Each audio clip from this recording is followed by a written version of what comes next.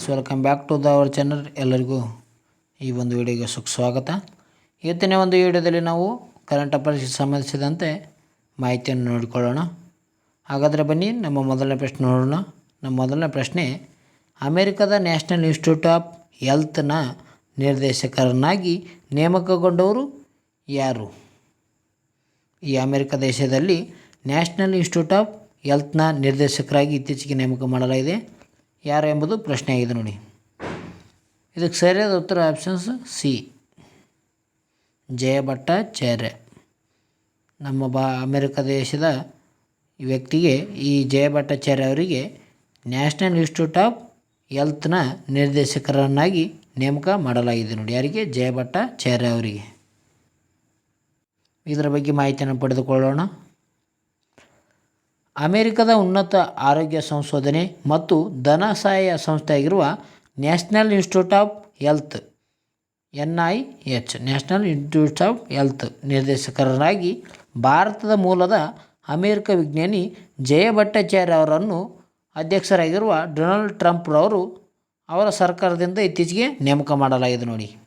ಯಾರಿಗೆ? ಜಯಭಟ್ಟಾಚಾರ್ಯ ಅವರಿಗೆ. ಏನಂದರೆ ಅಮೆರಿಕ ದೇಶದಲ್ಲಿರುವ ಅಧ್ಯಕ್ಷ ಯಾರು? ಡೊನಾಲ್ಡ್ ಟ್ರಂಪ್ ಅವರು ಅವರ ಸರ್ಕಾರದಿಂದ ಇತ್ತೀಚೆಗೆ ನ್ಯಾಷನಲ್ ಇನ್ಸ್ಟಿಟ್ಯೂಟ್ ಆಫ್ ಹೆಲ್ತ್ನ ನಿರ್ದೇಶಕರಾಗಿ ನೇಮಕ ಮಾಡಲಾಗಿದೆ. ಯಾರಿಗೆ? ಜಯಭಟ್ಟಾಚಾರ್ಯ ಅವರಿಗೆ. ಕಳೆದ ನವೆಂಬರ್ನಲ್ಲಿ ಅಧ್ಯಕ್ಷೀಯ ಚುನಾವಣೆಗೂ ಮೊದಲು ಡೊನಾಲ್ಡ್ ಟ್ರಂಪ್ ಅವರು ಭಟ್ಟಾಚಾರ್ಯ ಅವರನ್ನು NIH ಅಂದರೆ ನ್ಯಾಷನಲ್ ಇನ್ಸ್ಟಿಟ್ಯೂಟ್ ಆಫ್ ಹೆಲ್ತ್ನ 18ನೇ ನಿರ್ದೇಶಕರಾಗಿ ನಾಮನಿರ್ದೇಶನ ಮಾಡಿದ್ದರು. ಈಗ ಅವರಿಗೆ ನೇಮಕ ಮಾಡಲಾಗಿದೆ ಅಂತ ಹೇಳ್ಬೋದು ನೋಡಿ. ಯಾವುದಕ್ಕೆ? National institute of health, America ದೇಶದ ಒಂದು ಸಂಸ್ಥೆಗೆ ನೇಮಕ ಯಾರಿಗೆ ಮಾಡಲಾಗಿದೆ? ಜಯಭಟ್ಟಾಚಾರ್ಯ ಅವರಿಗೆ ನೇಮಕ ಮಾಡಲಾಗಿದೆ ನೋಡಿ. ಎಷ್ಟನೇದಂದರೆ 18ನೇ ಒಂದು ನಾಮನಿರ್ದೇಶನಾಗಿ ನೇಮಕ ಮಾಡಲಾಗಿದೆ. ನಮ್ಮ ಮುಂದಿನ ಪ್ರಶ್ನೆ ಹೋಗೋಣ. ನಮ್ಮ ಮುಂದಿನ ಪ್ರಶ್ನೆ, ಭಾರತದ ಹೊಸ ಹಣಕಾಸು ಕಾರ್ಯದರ್ಶಿಯಾಗಿ ಯಾರನ್ನು ನೇಮಕ ಮಾಡಲಾಗಿದೆ?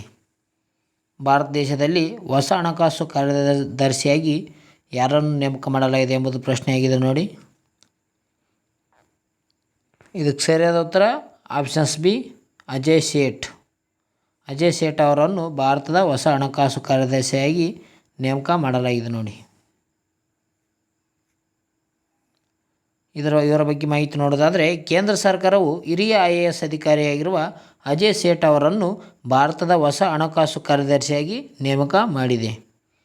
ಭಾರತದ ಸೆಕ್ಯೂರಿಟಿ ಮತ್ತು ಎಕ್ಸ್ಚೇಂಜ್ ಬೋರ್ಡ್ ಆಫ್ ಇಂಡಿಯಾದ ಅಂದರೆ SEBI ಅಧ್ಯಕ್ಷರಾಗಿ ತುಹಿನ್ ಕಾಂತ್ ಪಾಂಡೆ ನೇಮಕಗೊಂಡ ನಂತರ ಈ ತೆರವಾದ ಸ್ಥಾನಕ್ಕೆ ಆರ್ಥಿಕ ವ್ಯವಹಾರಗಳ ಕಾರ್ಯದರ್ಶಿಯಾಗಿ ಅಜಯ್ ಸೇಠ್ ಅವರನ್ನು ಭಾರತದ ಹೊಸ ಹಣಕಾಸು ಕಾರ್ಯದರ್ಶಿಯಾಗಿ ನೇಮಕ ಮಾಡಲಾಗಿದೆ.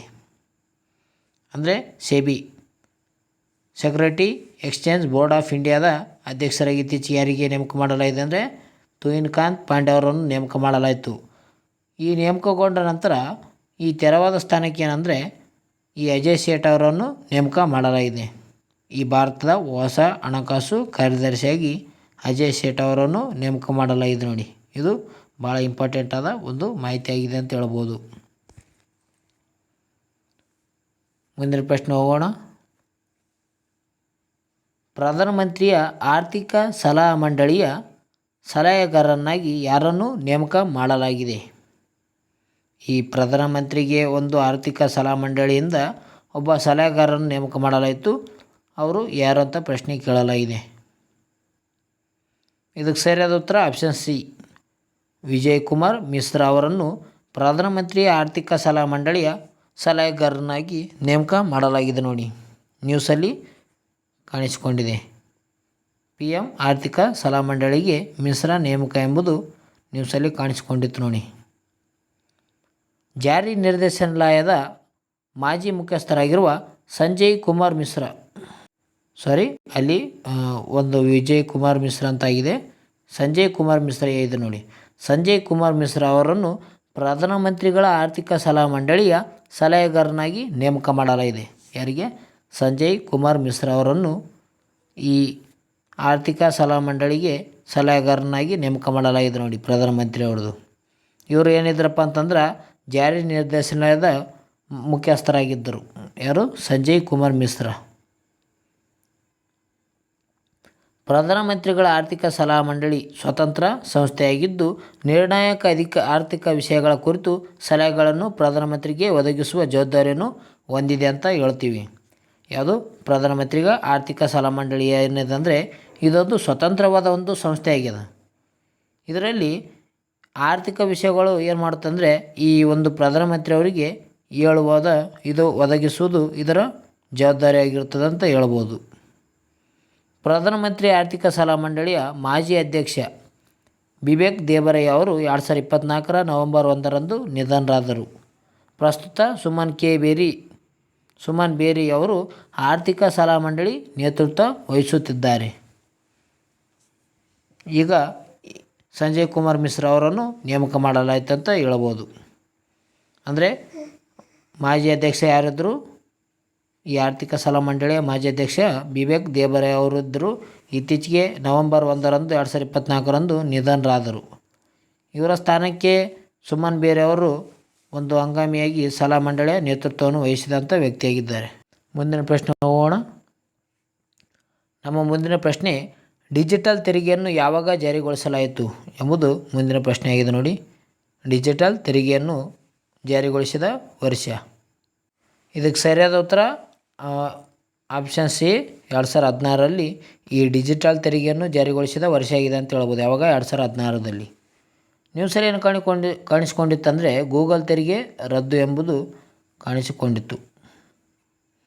ಇದರ ಬಗ್ಗೆ ಮಾಹಿತಿಯನ್ನು ನೋಡೋದಾದರೆ ಅಮೆರಿಕದ ಅಧ್ಯಕ್ಷ ಡೊನಾಲ್ಡ್ ಟ್ರಂಪ್ ಅವರು ಏಪ್ರಿಲ್ 2ರಿಂದ ಭಾರತದ ಸರಕುಗಳ ಮೇಲೆ ಪ್ರತಿ ಸುಂಕ ವಿಧಿಸುವುದಾಗಿ ಘೋಷಿಸಿದ್ದಾರೆ. ಇದರಿಂದ ತಪ್ಪಿಸಿಕೊಳ್ಳಲು ಮುಂದಾಗಿರುವ ಕೇಂದ್ರ ಸರ್ಕಾರ ವಿದೇಶಿಗಳ ಕಂಪನಿಗಳ ಡಿಜಿಟಲ್ ಜಾಹೀರಾತುಗಳ ಮೇಲೆ ವಿಧಿಸುತ್ತಿದ್ದ 6% ತೆರಿಗೆಯನ್ನು ರದ್ದುಪಡಿಸಿದೆ. ಇತ್ತೀಚೆಗೆ ಅಮೆರಿಕ ದೇಶದ ಅಧ್ಯಕ್ಷರಾಗಿರುವಂಥ ಡೊನಾಲ್ಡ್ ಟ್ರಂಪ್ ಏನಂದರೆ ಈ ಭಾರತ ದೇಶದ ಒಂದು ಸರಕುಗಳ ಮೇಲೆ ಪ್ರತಿ ಒಂದು ವಸ್ತುವಿನ ಮೇಲೆ ಸುಂಕ ವಿಧಿಸುವುದಾಗಿ ಘೋಷಣೆ ಮಾಡಿದ್ದಾರೆ. ಇದರಿಂದ ನಮ್ಮ ಭಾರತ ದೇಶದಲ್ಲಿರುವ ಕೇಂದ್ರ ಸರ್ಕಾರ ಏನು ಮಾಡಿದೆ ಅಂದರೆ ಭಾರತದಲ್ಲಿರುವ ವಿದೇಶಿ ಕಂಪನಿಗಳು ಅವು ಡಿಜಿಟಲ್ ಜಾಹೀರಾತುಗಳ ಮೂಲಕ ವಿಧಿಸ್ತಿರ್ತವೆ. ಅಂದರೆ ಡಿಜಿಟಲ್ ಜಾಹೀರಾತು ಅಡ್ವರ್ಟೈಸ್ಮೆಂಟ್ ಅಂತ ಹೇಳ್ಬೋದು. ಇವುಗಳ ಮೇಲೆ ಏನಂದರೆ ನಮ್ಮ ಭಾರತ ಸರ್ಕಾರ 6% ತೆರಿಗೆಯನ್ನು ವಿಧಿಸುತ್ತಿತ್ತು. ಅದನ್ನೀಗ ರದ್ದುಪಡಿಸಿದೆ. ಯಾಕಂದರೆ ಅಮೆರಿಕದಲ್ಲಿ ಈ ಸುಂಕದ ಹೆಚ್ಚು ವಿಧಿಸುವುದರಿಂದ. ಲೋಕಸಭೆಯಲ್ಲಿ ಅನುಮೋದನೆ ನೀಡಿದ ಹಣಕಾಸು ಮಸೂದೆ 2025ರಲ್ಲಿ ಈ ತೆರಿಗೆ ರದ್ದತಿ ಬಗ್ಗೆ ಪ್ರಸ್ತಾಪಿಸಲಾಗಿದೆ. ಈಗ ಸಾಮಾನ್ಯೀಕರಣ ತೆರಿಗೆ ಅಥವಾ ಡಿಜಿಟಲ್ ತೆರಿಗೆಯು ದೇಶದ ತೆರಿಗೆ ವಲಯದಲ್ಲಿ ಗೂಗಲ್ ತೆರಿಗೆ ಎಂದೇ ಜನಪ್ರಿಯವನ್ನು ಪಡೆದುಕೊಂಡಿದೆ. ಅಂದರೆ ಸಾಮಾನ್ಯೀಕರಣ ತೆರಿಗೆ ಆಗಿರ್ಬೋದು, ಡಿಜಿಟಲ್ ತೆರಿಗೆ ಆಗಿರ್ಬೋದು, ಅಂದರೆ ಅಡ್ವರ್ಟೈಸ್ಮೆಂಟ್ ಮೂಲಕ ಈ ಒಂದು ವಿದೇಶದಲ್ಲಿರುವ ಕಂಪನಿ ಇರ್ತಾವಲ್ಲ ಆ ಕಂಪನಿಗಳಿಗೆ ವಿಧಿಸುತ್ತಿದ್ದ ತೆರಿಗೆಯನ್ನು ಈ ಗೂಗಲ್ ತೆರಿಗೆಯಿಂದೇ ಒಂದು ಜನಪ್ರಿಯನ್ನು ಪಡೆದುಕೊಂಡಿತ್ತಂತ ಹೇಳಬಹುದಾಗಿದೆ. ಸಂಸತ್ತು ಈ ತೆರಿಗೆ ರದ್ದತಿಯನ್ನು ಅನುಮೋದಿಸಿದರೆ ಏಪ್ರಿಲ್ 1ರಿಂದ ಜಾರಿಗೆ ಬರಲಿದೆ. ಇದನ್ನು ಭಾರತೀಯರಲ್ಲದವರು ಡಿಜಿಟಲ್ ವಹಿವಾಟುಗಳಿಗೆ 2016ರಲ್ಲಿ ಈ ತೆರಿಗೆ ಜಾರಿಗೊಳಿಸಲಾಗಿತ್ತು. ಅಂದರೆ ಭಾರತೀಯ ಅಲ್ಲದವರ ವ್ಯಕ್ತಿಗಳ ಅಂದರೆ ಒಂದು ಕಂಪನಿಯ ಮೇಲೆ ಈ ಡಿಜಿಟಲ್ ವಹಿವಾಟು ಮೇಲೆ 2016ರಿಂದ ಈ ತೆರಿಗೆಯನ್ನು ಜಾರಿಗೊಳಿಸಲಾಗಿತ್ತು. ಈಗ ಅದನ್ನು ರದ್ದು ಮಾಡಲಾಗುತ್ತಿದೆ. ಅದೇ ವರ್ಷದಲ್ಲಿ ಜೂನ್ 1ರಿಂದ ಇದನ್ನು ಜಾರಿ ಮಾಡಲಾಗಿತ್ತು. ಈಗ ಅದನ್ನು ರದ್ದು ಮಾಡಲು ಅನುಮೋದನೆ ಪಡೆದುಕೊಳ್ಳಲಾಗಿದೆ ಅಂತ ಹೇಳ್ಬೋದು ನೋಡಿ. ಮುಂದಿನ ಪ್ರಶ್ನೆ ಹೋಗೋಣ. ನಮ್ಮ ಮುಂದಿನ ಪ್ರಶ್ನೆ, ನೀಲಿ ಧ್ವಜ ಪ್ರಮಾಣೀಕರಣವನ್ನು ಪಡೆದ ಭಾರತದ ಕಡಲ ತೀರಗಳು ಎಷ್ಟು? ಈ ನೀಲಿ ಧ್ವಜ ಪ್ರಮಾಣೀಕರಣವನ್ನು ನೀಡಲಾಗುತ್ತದೆ ಕಡಲ ತೀರಗಳಿಗೆ. ಅದರಲ್ಲಿ ನಮ್ಮ ಭಾರತ ದೇಶ ಪಡೆದುಕೊಂಡ ಕಡಲ ತೀರಗಳು ಎಷ್ಟು ಅಂತ ಕೇಳಲಾಗಿದೆ ಪ್ರಶ್ನೆ. ಇದಕ್ಕೆ ಸರಿಯಾದ ಉತ್ತರ ಆಪ್ಷನ್ಸ್ ಬಿ 13 ಒಂದು ಕಡಲ ತೀರಗಳು ನೀಲಿ ಧ್ವಜ ಪ್ರಮಾಣೀಕರಣವನ್ನು ಪಡೆದುಕೊಂಡಂತಾಗಿದೆ ನಮ್ಮ ಭಾರತ ದೇಶದಲ್ಲಿ. ಇದರ ಬಗ್ಗೆ ಮಾಹಿತಿ ನೋಡೋದಾದರೆ ಇದೇನಿತ್ತಪ್ಪ ಅಂತ ಅಂದರೆ ಋಷಿಕೊಂಡ ಬೀಚ್ ಕಳಪೆ ನಿರ್ವಹಣೆಯಿಂದಾಗಿ ಈ ಹಿಂದೆ ತಾತ್ಕಾಲಿಕವಾಗಿ ಹಿಂದೆ ತೆಗೆದುಕೊಳ್ಳಲಾದ ನೀಲಿ ಧ್ವಜ ಟ್ಯಾಗನ್ನು ಮರಳಿ ಪಡೆದುಕೊಂಡಿದೆ. ವಿಶಾಖಪಟ್ಟಣಂನಲ್ಲಿರುವ ಋಷಿಕೊಂಡ ಬೀಚ್ ಆಂಧ್ರಪ್ರದೇಶದಲ್ಲಿರುವ ಏಕೈಕ ನೀಲಿ ಧ್ವಜ ಬೀಚ್ ಆಗಿದ್ದು, ಭಾರತದ 13 ನೀಲಿ ಧ್ವಜ ಬೀಚ್ಗಳಲ್ಲಿ ಇದು ಕೂಡ ಒಂದಾಗಿದೆ ಅಂತ ಹೇಳ್ಬೋದು ನೋಡಿ. ಇತ್ತೀಚೆಗೆ ಏನಂದರೆ ಈ ಋಷಿಕೊಂಡ ಬೀಚು ಕಳಪೆ ಒಂದು ನಿರ್ವಹಣೆಯಿಂದಾಗಿ ತಾತ್ಕಾಲಿಕವಾಗಿ ಈ ನೀಲಿ ಧ್ವಜ ಟ್ಯಾಗನ್ನು ಹಿಂಪಡೆಯಲಾಗಿತ್ತು. ಅದನ್ನೀಗ ಮರು ಪಡೆದುಕೊಂಡಿದೆ. ಇದು ವಿಶಾಖಪಟ್ಟಣಂನಲ್ಲಿ ಕಂಡುಬರುವ ಏಕೈಕ ಒಂದು ನೀಲಿ ಧ್ವಜ ಬೀಚ್ ಆಗಿದೆ ಅಂತ ಹೇಳ್ಬೋದು. ಇಲ್ಲಿ ಆಂಧ್ರ ಪ್ರದೇಶದಲ್ಲಿ ಕಂಡುಬರುತ್ತೆ ವಿಶಾಖಪಟ್ಟಣಂ. ಈ ನೀಲಿ ಧ್ವಜ ಪ್ರಮಾಣಕವನ್ನು ನೀಡುವ ಅವರು ಯಾರು ಅಂತ ನೋಡೋದಾದರೆ, ಡೆನ್ಮಾರ್ಕ್ನಲ್ಲಿರುವ ಪರಿಸರ ಶಿಕ್ಷಣದ ಫೌಂಡೇಶನ್ ಈ ನೀಲಿ ಧ್ವಜ ಪ್ರಮಾಣೀಕರಣವನ್ನು ನೀಡುತ್ತದೆ. ಇಲ್ಲಿ ಡೆನ್ಮಾರ್ಕ್ದವರು ಈ ನೀಲಿ ಧ್ವಜ ಪ್ರಮಾಣೀಕರಣವನ್ನು ನೀಡುತ್ತಾರೆ ನೋಡಿ. ಪ್ರಪಂಚದಾದ್ಯಂತ 4000 ನೀಲಿ ಧ್ವಜ ಪ್ರಮಾಣೀಕೃತ ಕಡಲ ತೀರಗಳು ಇವೆ. ಒಟ್ಟು 729 ನೀಲಿ ಧ್ವಜ ಕಡಲ ತೀರಗಳೊಂದಿಗೆ ಸ್ಪೇನ್ ದೇಶ ಮುಂಚೂಣಿಯಲ್ಲಿ ಪಡೆದುಕೊಂಡಿದೆ. ಅಂದರೆ ಅತಿ ಹೆಚ್ಚು ನೀಲಿ ಧ್ವಜ ಕಡಲ ತೀರಗಳನ್ನು ಒಳಗೊಂಡ ದೇಶ ಯಾವುದಂದರೆ ಸ್ಪೇನ್ ಆಗಿದೆ ನೋಡಿ. ಅದು ಎಷ್ಟು ಪಡೆದುಕೊಂಡಿದೆ ಅಂದರೆ 729 ನೀಲಿ ಧ್ವಜ ಒಂದು ಕಡಲ ತೀರಗಳನ್ನು ಒಳಗೊಂಡು ಮುಂಚೂಣಿಯಲ್ಲಿ ಪಡೆದುಕೊಂಡಿದೆ. ಅದು ಸ್ಪೇನ್. ಭಾರತದಲ್ಲಿ ಒಟ್ಟು 13 ನೀಲಿ ಧ್ವಜ ಪ್ರಮಾಣೀಕೃತ ಕಡಲ ತೀರಗಳು ಕಂಡುಬರುತ್ತವೆ. ಹಾಗಾದರೆ ನಿಮಗೆ ಪ್ರಶ್ನೆ ಕೇಳೋದಾದರೆ, ಕರ್ನಾಟಕದಲ್ಲಿ ಎಷ್ಟು ನೀಲಿ ಧ್ವಜ ಕಡಲ ತೀರಗಳು ಕಂಡುಬರ್ತವೆ ಮತ್ತು ಅವು ಯಾವುವು ಅಂತ ಕಮೆಂಟ್ ಮೂಲಕ ತಿಳಿಸಿ. ಈ ನೀಲಿ ಧ್ವಜ ಪ್ರಮಾಣೀಕರಣವನ್ನು ಪಡೆದ ಏಷ್ಯಾದ ಮೊದಲ ಕಡಲ ತೀರ ಯಾವುದಂದರೆ ಚಂದ್ರಭಾಗಾ ಬೀಚ್. ಇದು ಎಲ್ಲಿ ಕಂಡುಬರ್ತದೆ ಅಂದರೆ ಒಡಿಶಾದಲ್ಲಿ ಕಂಡುಬರ್ತದೆ. ಒಡಿಶಾದ ಕೋರ್ನಾಕ್ನಲ್ಲಿ ಕಂಡುಬರುವುದು ಯಾವುದಂದರೆ ಚಂದ್ರಭಾಗಾ ಬೀಚು. ಇದು ನೀಲಿ ಧ್ವಜ ಪ್ರಮಾಣೀಕರಣ ಪಡೆದುಕೊಂಡ ಏಷ್ಯಾದ ಮೊದಲ ಕಡಲ ತೀರವಾಗಿದೆ ಅಂತ ಹೇಳ್ತೀವಿ. ನಮ್ಮ ಕರ್ನಾಟಕದಲ್ಲಿ ಕಂಡುಬರುವ ಒಂದು ನೀಲಿ ಧ್ವಜ ಪ್ರಮಾಣೀಕೃತ ಕಡಲ ತೀರಗಳು ಯಾವ್ಯಾವು ಅಂತ ಹೇಳಿ ಮತ್ತು ಎಷ್ಟಂತ ಕಮೆಂಟ್ ಮೂಲಕ ತಿಳಿಸಿ. ಇದೇನಾದರೂ ವೀಡಿಯೋ ನಿಮ್ಗೆ ಇಷ್ಟ ಆದರೆ ಬೇಗನೆ ಲೈಕ್ ಮಾಡಿ, ಶೇರ್ ಮಾಡಿ, ಸಬ್ಸ್ಕ್ರೈಬ್ ಮಾಡಿ ಫ್ರೆಂಡ್ಸ್. ಬೇಗನೆ ಒಂದು ಲೈಕ್ ಬಟನ್ನ ಪ್ರೆಸ್ ಮಾಡಿ. ಮುಂದಿನ ಪ್ರಶ್ನೆ ಹೋಗೋಣ. ನಮ್ಮ ಮುಂದಿನ ಪ್ರಶ್ನೆ, ಸರಸ್ವತಿ ಸಮ್ಮಾನ್ ಪ್ರಶಸ್ತಿ 2024ರ ಪುರಸ್ಕೃತ ಕವಿ ಯಾರು? 2024ರ ಒಂದು ಸರಸ್ವತಿ ಸಮ್ಮಾನ್ ಪ್ರಶಸ್ತಿಯನ್ನು 2025ರಲ್ಲಿ ನೀಡಲಾಯಿತು. ಆ ಕವಿ ಪಡೆದುಕೊಂಡ ಕವಿ ಯಾರು ಅಂತ ಪ್ರಶ್ನೆ ಕೇಳಲಾಗಿದೆ. ಇದಕ್ಕೆ ಸರಿಯಾದ ಉತ್ತರ ಸಾಧು ಭದ್ರೇಶ್ ದಾಸ್. ಇವರು 2024ರ ಸರಸ್ವತಿ ಸಮ್ಮಾನ್ ಪ್ರಶಸ್ತಿಯನ್ನು ಪಡೆದುಕೊಂಡ ಕವಿಯಾಗಿದ್ದಾರೆ ಹೇಳ್ಬೋದು.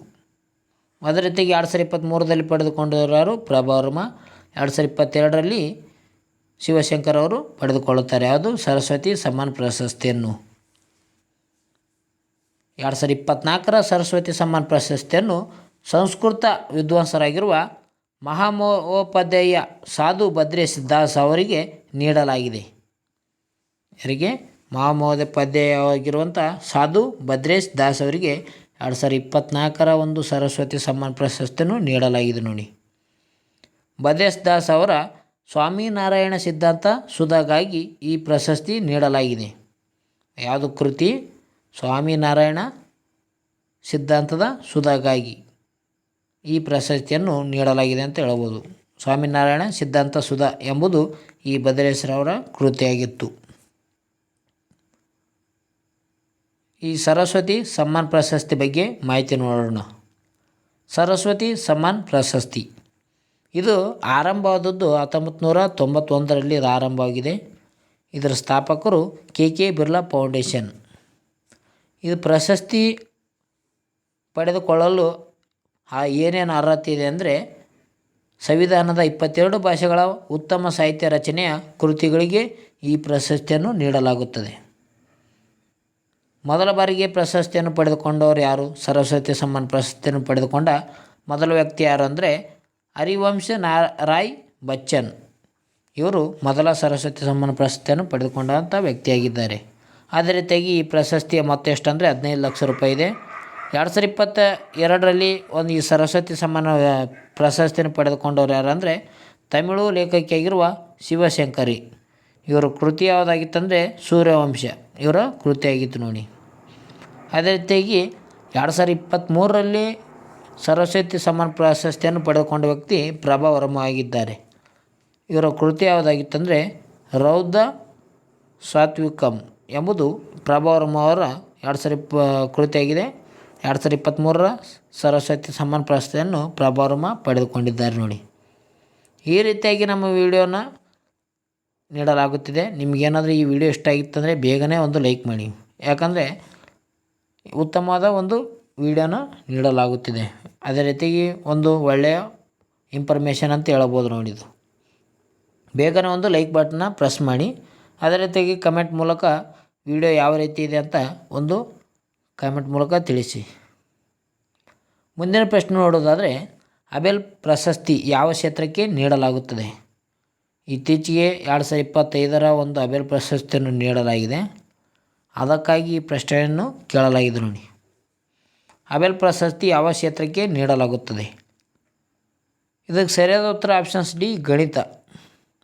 ಗಣಿತ ಕ್ಷೇತ್ರಕ್ಕೆ ನೀಡುವಂಥ ಪ್ರಶಸ್ತಿ ಯಾವುದಂದರೆ ಅಬೆಲ್ ಪ್ರಶಸ್ತಿ ಅಂತ ಹೇಳಬಹುದಾಗಿದೆ.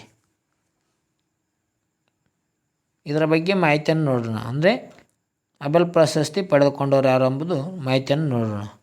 ಜಪಾನಿನ ಗಣಿತ ತಜ್ಞರಾಗಿರುವ ಮಸಾಕಿ ಕಾಶಿವಾರ ಅವರು ಗಣಿತಶಾಸ್ತ್ರದ ನೋಬೆಲ್ ಎಂದು ಕರೆಯಲ್ಪಡುವ ಅಬೆಲ್ ಪ್ರಶಸ್ತಿ 2025ಕ್ಕೆ ಭಾಜನರಾಗಿದ್ದಾರೆ. ಅವರು ಮಸಾಕಿ ಕಾಶಿವಾರ ಅವರು 2025ರ ಒಂದು ಅಬೆಲ್ ಪ್ರಶಸ್ತಿ ಪಡೆದುಕೊಂಡವರು ಯಾರು? ಮಸಾಕಿ ಕಾಶಿವಾರ ಅವರು. ಹಾಗಾದರೆ ಈ ಅಬೆಲ್ ಪ್ರಶಸ್ತಿ ಬಗ್ಗೆ ಮಾಹಿತಿಯನ್ನು ಪಡೆದುಕೊಳ್ಳೋಣ. ಈ ಅಬೆಲ್ ಪ್ರಶಸ್ತಿಯು ಗಣಿತ ಕ್ಷೇತ್ರಕ್ಕೆ ನೀಡುವ ಅತ್ಯಂತ ಪ್ರತಿಷ್ಠಿತ ಪ್ರಶಸ್ತಿಗಳಲ್ಲಿ ಒಂದಾಗಿದೆ ಅಂತ ಹೇಳ್ಬೋದು. ಅಂದರೆ ಇದು ಗಣಿತ ಕ್ಷೇತ್ರಕ್ಕೆ ಮಾತ್ರ ನೀಡಲಾಗುವಂಥ ಒಂದು ಪ್ರಶಸ್ತಿ. ಯಾವುದು? ಅಬೆಲ್ ಪ್ರಶಸ್ತಿ ಆಗಿದೆ ನೋಡಿ. ಈ ಪ್ರಶಸ್ತಿಯನ್ನು ಗಣಿತಶಾಸ್ತ್ರದ ನೋಬೆಲ್ ಎಂದೇ ಪ್ರಸಿದ್ಧಿಯನ್ನು ಪಡೆದುಕೊಂಡಿದೆ. ಯಾವುದು? ಅಬೆಲ್ ಪ್ರಶಸ್ತಿಯನ್ನು ಗಣಿತಶಾಸ್ತ್ರದ ನೋಬೆಲ್ ಪ್ರಶಸ್ತಿ ಎಂದು ಕರೆಯಲಾಗುತ್ತದೆ ಅಂತ ಹೇಳಬಹುದು ನೋಡಿ. ಇದು 7.5 ಮಿಲಿಯನ್ ಕ್ರೋನರ್ ಮತ್ತು ಗಾಜಿನ ಫಲಕಗಳನ್ನು ಒಳಗೊಂಡಿದೆ. ಇದನ್ನು ಪ್ರದಾನ ಮಾಡುವ ದೇಶ ಯಾವುದಂದರೆ ನಾರ್ವೆ ದೇಶ ನೋಡಿ. ಯಾವುದು? ಅಬೆಲ್ ಪ್ರಶಸ್ತಿಯನ್ನು ಒಂದು ಪ್ರದಾನ ಮಾಡುವ ದೇಶ ಯಾವುದಂದರೆ ನಾರ್ವೆ ದೇಶ. ನಾರ್ವೆ ದೇಶ ಕೊಡುತ್ತದೆ ಇದನ್ನು. 2025ರ ಅಬೆಲ್ ಪ್ರಶಸ್ತಿ ಪಡೆದುಕೊಂಡವರು ಯಾರು? ಮಸಾಕಿ ಕಾಶಿವಾರ ಅವರು. ಓಕೆ ಫ್ರೆಂಡ್ಸ್, ಇವತ್ತಿನ ಒಂದು ಈ ವಿಡಿಯೋನ ಇಲ್ಲಿಗೆ ಮುಕ್ತಾಯ ಮಾಡೋಣ. ಈ ವಿಡಿಯೋ ಏನಾದರೂ ನಿಮ್ಗೆ ಇಷ್ಟ ಆಯಿತು ಅಂದರೆ ಬೇಗನೆ ಒಂದು ಲೈಕ್ ಬಟನ್ನ ಪ್ರೆಸ್ ಮಾಡಿ. ಜೊತೆಗೆ ಒಂದು ಕಮೆಂಟ್ ಮೂಲಕ ಈ ವಿಡಿಯೋ ಯಾವ ರೀತಿಯಾಗಿ ಬಂದಿದೆ ಅಂತ ಕಮೆಂಟ್ ಮೂಲಕ ತಿಳಿಸಿ. ಇಷ್ಟ ಆಗಿತ್ತಂದರೆ ಸೂಪರ್ ಹಾಕಿ, ಇಷ್ಟ ಆಗಲಿಲ್ಲ ಅಂದರೂ ಕೂಡ ನಿಮಗೇನೋ ಒಳ್ಳೆಯ ಮಾಹಿತಿ ಹಾಕಿ ಇನ್ನೂ ಒಂದು ಕ್ವಾಲಿಟಿಯನ್ನು ಹೆಚ್ಚಿಗೆ ಮಾಡೋಣ. ಓಕೆ ಫ್ರೆಂಡ್ಸ್, ಇವತ್ತಿನ ವಿಡಿಯೋನ ಇಲ್ಲಿಗೆ ಮುಕ್ತಾಯ ಮಾಡೋಣ. ಮುಂದಿನ ವಿಡಿಯೋದಲ್ಲಿ ಸಿಗೋಣ. ಎಲ್ಲರಿಗೂ ಬಾಯ್ ಫ್ರೆಂಡ್ಸ್.